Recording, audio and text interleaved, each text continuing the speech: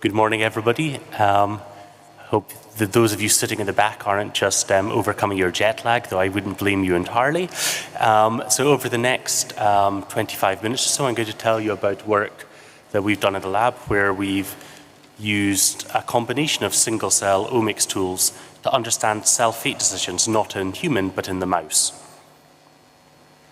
And so you're probably all familiar, or at least you've all heard of, how some of these single-cell omics technologies, we'll hear more about these later in this session, are being used to generate atlases of different cell types, whether it be in model systems such as zebrafish or the mouse, or indeed much larger scale projects such as the human cell atlas. So this large international consortium that aims to map cell types across the human body to create, if you will, a periodic table of cell types that can then be used as a reference for different diseases. So for example, if you're looking at the liver and you're wondering what cell type the particular disease that you have is affecting, or the mutation you have is affecting, the human cell atlas should be able to define those cell types and then map, and then that'll allow you to hone the downstream decisions about targeted therapies perhaps, or just in terms of an experimental protocol to decide what tissue you should be looking at for downstream work.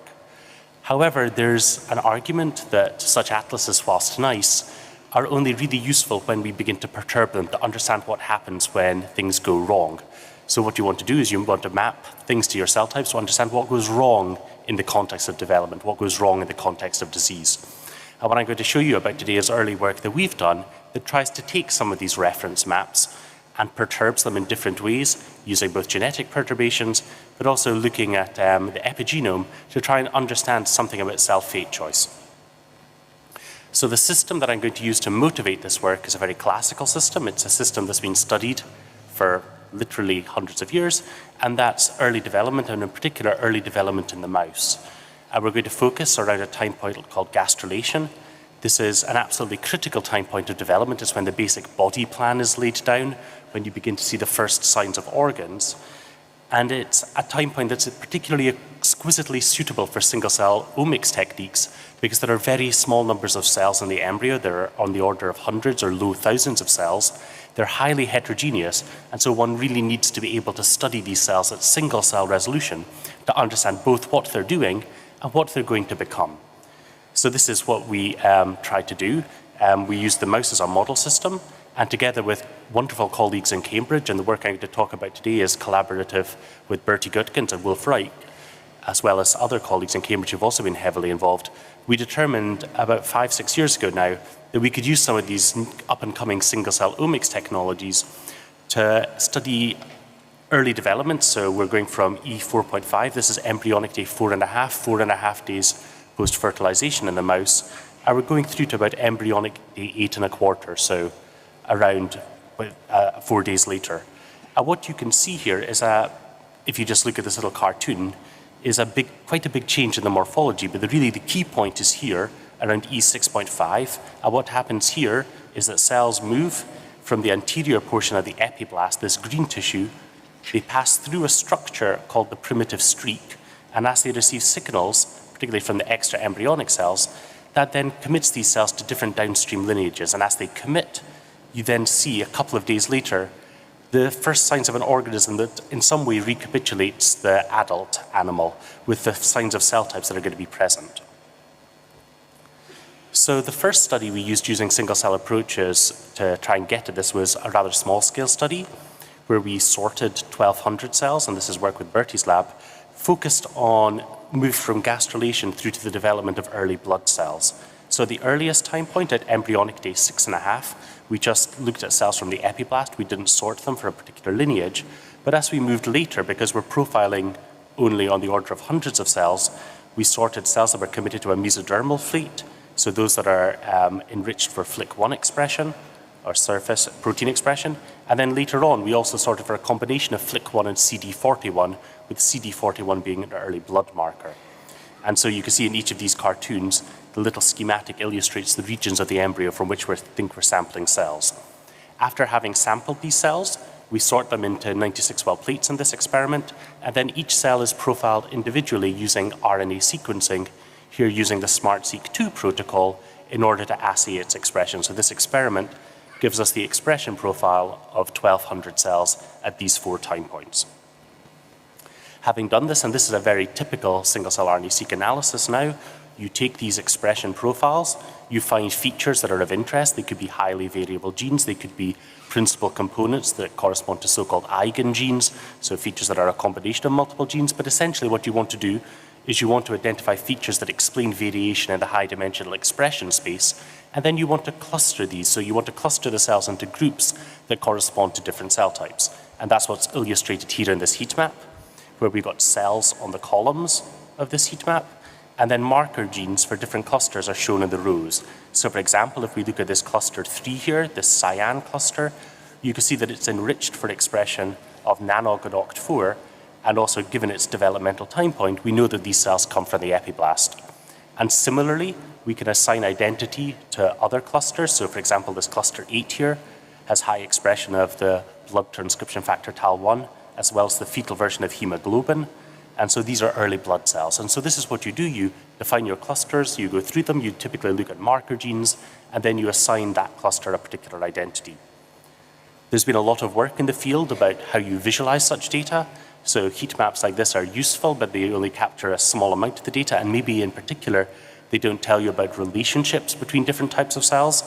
So there have been a variety of approaches developed to visualize these data in 2 dimensions. This is quite a popular one here on the right-hand side. So this is a t-SNE plot. You could think of this as effectively equivalent or trying to do something similar to what you would get with the first 2 principal components. In essence, what you're trying to do is you're trying to take that high-dimensional expression space and you're trying to project it into 2D. So here in this plot, each point corresponds to a cell, and we've just laid them out in 2 dimensions. The difference from PCA is that here you're trying to group cells by similarity rather than trying to find the axis that explains the most variation. That's essentially the difference between a t-SNE and a PCA. But what you can see here are data from the earliest time point, then we go through the mesoderm, and then up here we move towards the more terminally differentiated lineages with blood progenitor cells, and then the early erythrocytes here in this brown population in this region of the plot. So this is an atlas. How can we begin to interrogate it? So we decided to interrogate its function in the context of just a single gene here, TAL1. I mentioned before that this is a marker of early blood cells. Indeed, it's an essential gene in blood development. Embryos lacking TAL1 die around E9 and they don't develop blood, so it's critically important for development. And the hypothesis when we performed this work around 2015 was that TAL1 acts as a gatekeeping transcription factor. So you have this precursor, prehemogenic endothelial population of cells, and then in the presence of TAL1 in the wild type, these cells will commit towards definitive blood cells, so the earliest cells, blood cells in the embryo, whilst in its absence, these cells will instead commit in a stepwise way to cardiomyocytes, so they'll move towards a heart phenotype. So we reasoned that we can maybe interrogate the function of TAL1 in a little bit more of a detailed way, because this function had been determined using lineage tracing assays where you mutate the gene, you see what happens to the cells in which it's mutated, and inevitably you're looking at its function a couple of days or at least 24 hours after the deletion, after the time point when the decision is being made is actually taken. Single-cell genomics offers a way of resolving this problem. So what you can do is you can capture cells from wild type and null embryos at the relevant developmental time point, profile their cells individually, and then map them onto the reference. And this is exactly what we did.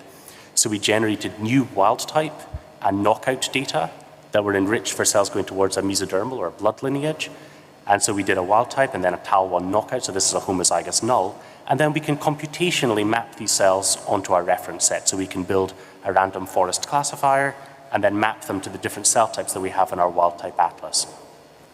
So we did this, and I would focus you particularly on this prehemogenic endothelial, this precursor population up at the top in red here, and the mapping is shown at the bottom. So this is our reference atlas with different cell types with different colors, as before in the clustering plot. And at the bottom here, this is now the mapping of the additional wild type and mutant data onto this reference, where the purple triangles here correspond to wild type cells, and the turquoise triangles correspond to mutant cells. And so you can see, and this is a sort of proof of principle that things are working, in this region here, this yellow population is blood progenitors. We're only getting wild type cells mapping to this region of the plot. We don't get any mutant cells. That's what you'd expect. These TAL1 mutant embryos die because they can't develop blood, so this makes sense. More intriguingly, though, we were able to map both wild type and mutant cells to this progenitor, this earlier progenitor population in red here. And then what we can do is we can compare the expression profiles of these cells between the wild type and the knockout. And what you might expect happened, that in the knockout cells there was a depletion of expression of blood-related genes, but more intriguingly, and particularly in the light of the cardiomyocyte work that had been described previously, there was no upregulation of cardiomyocyte genes in this mutant population. And so that allowed us to refine the model of how TAL1 functioned, that instead of in the TAL1 knockout these cells committing immediately to a cardiomyocyte fate, we reasoned that they effectively get stuck. They don't immediately commit to a second fate. Instead, they're just a little bit confused, and they're unable to decide at that particular point of development what they're going to do. And we reasoned that perhaps secondary induction events, perhaps signaling later on in development, might push these cells towards a cardiomyocyte fate. So this was the model we had around 2016, but this experiment actually had a number of problems. Perhaps most obviously, we selected a small number of cells at each developmental time point. There was a relative lack of granularity, so the space between the sequential time points here was moderately large. And perhaps most critically, in terms of understanding the function of the particular gene TAL1, these embryos are very sick. So if you're going to knock out a gene that's developmentally essential, then of course the embryos are going to die, but lots of other things are going wrong. So is the function you're seeing of TAL1 actually attributable to its cell autonomous intrinsic function, or is the lack of ability to develop blood, the lack of upregulation of cardiomyocyte genes, just a function of the fact that the whole embryo is completely screwed up and that the signaling environment is messed up, there's lots of organs not forming properly, so it's really hard to disentangle the cell autonomous function of a gene from just the environmental defects. So we wanted to address both of these problems. The first is relatively easy. Technology, this is a technology session, has moved on tremendously in the past 5 years, and we're now able to profile tens of thousands to hundreds of thousands of cells very routinely at not terribly high cost. So we could scale up this experiment fairly straightforwardly. So instead now of looking at 1,200 cells at 4 time points, we can now look at well over 100,000 cells indicated in this little table here at 9 sequential time points. So we're sampling embryos every 6 hours through development. So this is now quite a fine-grained time course of development. And we can use the system here. We used a droplet-based system developed commercially by 10x in conjunction with sequencing with Illumina in order to profile all of these cells throughout this developmental time course. Of course, this does yield important computational challenges. My lab's a computational lab, and one particularly important thing that we were nervous about here was batch effects. So just due to the way that the data are sampled, we cannot randomize cells from different time points together and thus control for batch effects with a nice experimental design and regress it out downstream. You've got to sample these embryos at the specific time points, profile them immediately to ensure the cells are of high quality and you get good quality data.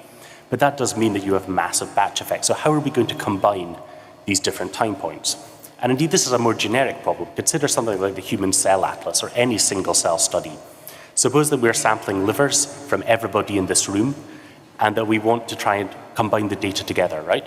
Well, just depending upon where you sample, the bit of my liver or Martin's liver, you're going to sample slightly different regions. You might have many of the cell types being the same, but depending upon the region you sample from, there's going to be differences in the composition.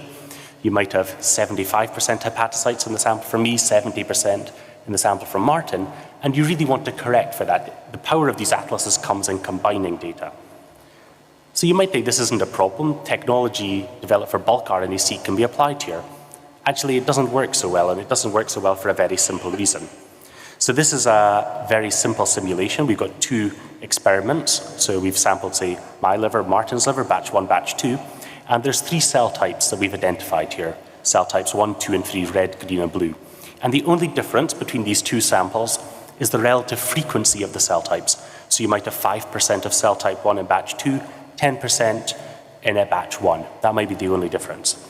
But then you think you could just apply things like SVA, surrogate variable analysis, or other batch correction approaches that essentially are trying to find principal components in the high dimensional space that are orthogonal to the biology of interest and regress them out. This doesn't work.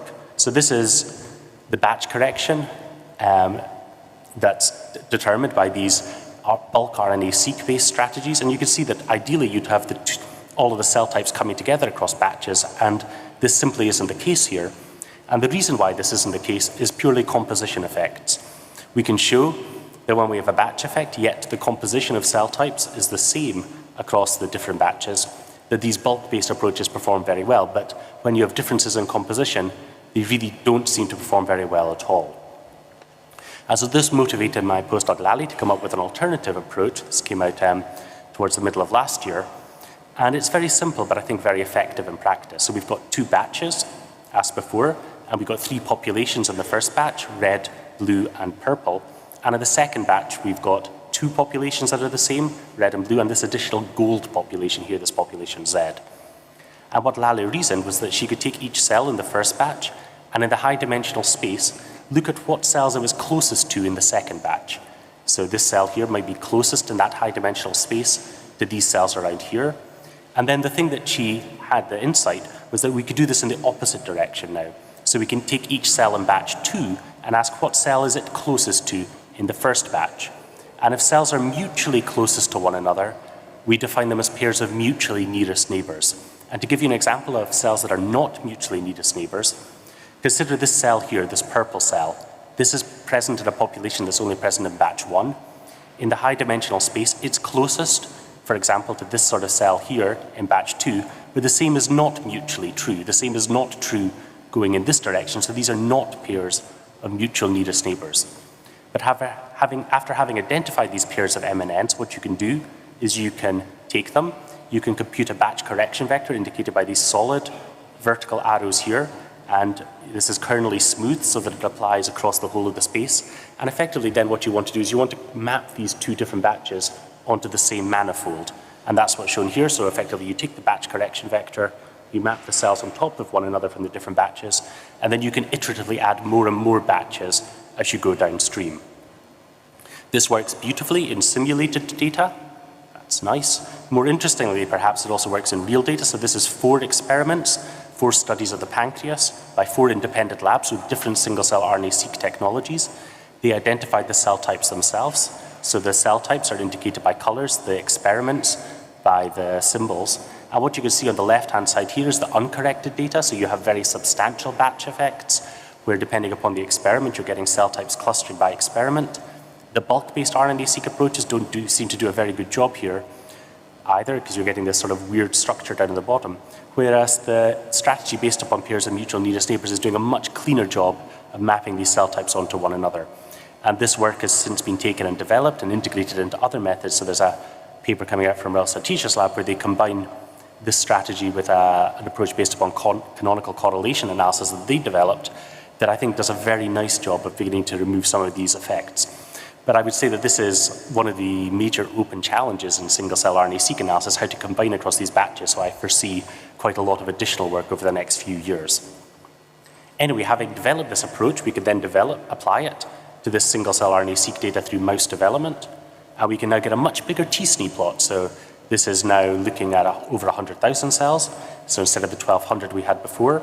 So again, each point corresponds to a cell here. And we start from the epiblast, we go through to early blood, the endoderm, more neural tissues in the middle. The cell types are indicated on the right-hand side here. There's a huge amount of work goes into this annotation process. This is very non-trivial in and of itself, but it illustrates to you the sort of the complexity and the beauty in some ways of the data. A nicer way that I like to look at this data is via this ribbon plot. So here we have at the nine sequential time points from E6.5 through to 8.5 on the x-axis.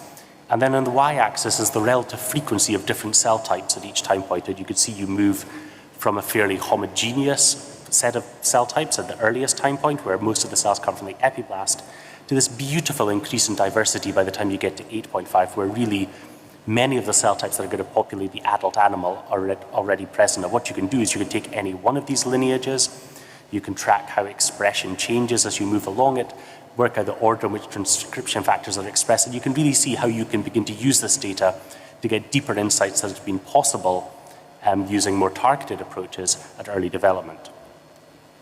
You can then take any one of these populations, you can divide them additionally into further subclusters. So here's the endothelial population, divided into additional 20 or so clusters, so you could almost always find additional structure here.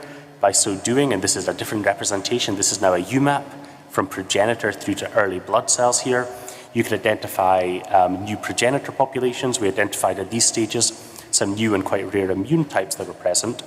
But what we were hoping to do was to expand our understanding of this transcription factor TAL1. And I mentioned to you before that the knockouts have some challenges. And so we decided that we use an alternative approach that didn't lead to such destructive embryos as the homozygous nulls to understand its function. And the approach we took was chimeras. So what are chimeras? Well, you take embryonic stem cells from the same genetic background as the wild-type mouse.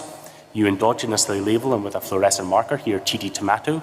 You mutate using CRISPR, the gene that you're interested in, here TAL1. And what you do is you then inject these cells at the blastocyst stage into wild-type embryos so that you get these chimeras that are composed of both a mix of the injected and of the wild-type cells. These embryos then develop properly, so they develop blood, but critically, they're a combination of wild-type and mutant cells. And given that they're fluorescently labeled at the developmental time point you care about, you can take these embryos, you can dissociate them, and then profile the two populations separately. So this is what we did here. So this is at embryonic day 8.5. On the right-hand side are the wild-type cells from the chimera, colored by the cell type labels in our reference atlas, and on the left are the mutant cells from the chimera. You can immediately see it doesn't take great statistical rigor to work out what's different between these plots. You've got this big red blob here in the wild-type cells. These are blood cells. You're only getting blood cells from the wild-type cells within the chimera. You don't get anything within the mutant. And this is, as one might expect, but critically, all of the other cell types seem to be present in roughly the same proportions between the wild-type and the mutant cells. You can then take these cells and work out what's going wrong in development of blood specifically. So this is now the early erythroid development. So we've got the blood cells here on the top right. And we've mapped our wild-type and mutant cells onto this reference. And you can see here we've got our wild-type cells going up towards blood here on the top right. And this is now the mutant cells that lack TAL1 being mapped to the same reference embryo. And you can see that they're stopping around here. So this allows you to pinpoint the precise time point in development where these cells stop progressing, where you need TAL1 endogenously within a cell that acts in a cell-autonomous way to push on towards blood. And so you can then say, well, TAL1 is necessary for the generation of these early immune cell populations, that are present here. And then you can begin to work out what might be going wrong. So you could then take these cells here and ask, what are they actually doing? What's characterizing this population, this TAL1 mutant population that's showing markers of a progenitor population, but not actually progressing towards blood more maturely? Well, we can ask whether this mutant population is enriched for a particular cell type and relative to the reference cells. And what we actually observed was that this is indeed the case. So we had this set of subclusters that I mentioned, and we observed that the TAL1 mutant cells were enriched in this erythroid this endothelial cell C3 cluster here. So there's more of these mutant cells that are present in this cluster than wild-type cells, given what we might expect. And importantly, this EC3 cluster, when we compare it to our wild-type atlas, is present at a slightly earlier stage of development. So it's consistent with the fact that these mutant cells are a little bit slowed down in development. So kind of what we observed before. But quite satisfyingly, we see at this stage at 8.5, these cells are subtly beginning to upregulate particular heart genes, but other mesodermal genes, suggesting that at this point, a day or so after we'd done the study before, they are beginning to commit to different downstream lineages. And this allowed us to then further refine our model of how TAL1 acts in a cell-autonomous way during early development, where in its absence, cells don't immediately commit towards another stage. So that was true, what we observed previously. They do seem to get blocked in an earlier endothelial precursor-like population, and only secondarily via these signals that we still don't quite know where they're coming from, but we speculate that it could come from extra-embryonic signaling, that these cells then will begin to slowly acquire an alternative cardiomyocyte-like fate or other mesodermal cell fate beginning at around embryonic day 8.5. And what we're doing now is we're using other chimeras with transcription factors that are relevant all the way through early blood development, so starting with brachyury, going all the way through to transcription factors that are necessary fairly late on in the process, to try and understand when their role is essential in the developmental process. So developing chimeras for all of these different embryos, by so doing, we could then map these cells onto our wild-type reference atlas and really get a finer-grained understanding of what's going on in early development using this combination of single-cell omics and chimera, so intelligent genetic perturbations. I was going to tell you about multi-omics. I don't think I'm going to have time, so I will finish here by acknowledging the people who have worked on this study, and in particular I would acknowledge Blanca, Carolina, and in particular Johnny, my student, who really through a very nice team effort put this work together. There's a quite nice reference atlas, a Shiny app for exploring this if you're interested in these data, for thinking how they might inform your own studies. And as well as Bertie, who I mentioned earlier, Bertie Gutkins, is also Wolf Reich, Jenny Nichols, and Ben Simons, whose labs also contributed to the study. And with that, I'd like to finish and thank you very much for your attention. Thank you.